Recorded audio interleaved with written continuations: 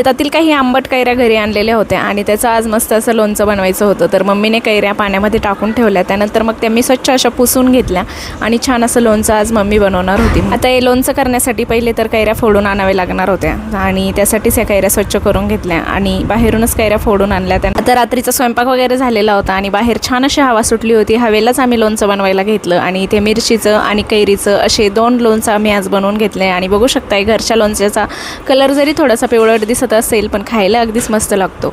चला आता दुसऱ्या दिवशी इथे देवयानीचा चालू होता स्वयंपाक आणि माझ्या माहेरी आणि सासरी दोन्हीकडे पण नाश्त्याचा काही प्रकार होतच नाही बरं का. कधी कधीच एखाद्या वेळी नाश्ता बनल्या जातो नसता. मग सकाळी सकाळी मस्त असं स्वयंपाक आणि लगेचच्या लगेच सगळे जेवणं करून घेतात. मग त्यानंतर मम्मीची इथे देवपूजा चालू होती. चला आता आमच्या देखील माहेरच्या सुट्ट्या संपतच आलेल्या आहेत. 2-4 दिवसामध्ये लगेचच जाण्याची तयारी करावी लागेल आणि तिकडे गेलं की मग तिकडचं रुटीन पुन्हा एकदा सुरू होईल कारण मुलांच्या शाळा पण सुरू होतील.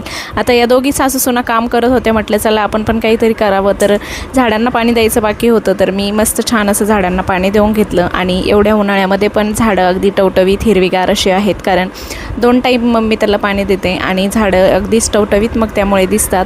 आता हे जे झाड आहे समोरचं हे आहे पानफुटीचं. तर मुतखड्यासाठी या झाडाचं खूप महत्त्व सांगितलं जातं म्हणून मम्मीने ते पण लावलं. आणि इथे पांढरं जास्वंद पण आहे त्याला पण खूप छान असे फुलं आलेले होते आणि मोगऱ्याला पण खूप सुंदर अशा कळ्या आलेल्या होत्या.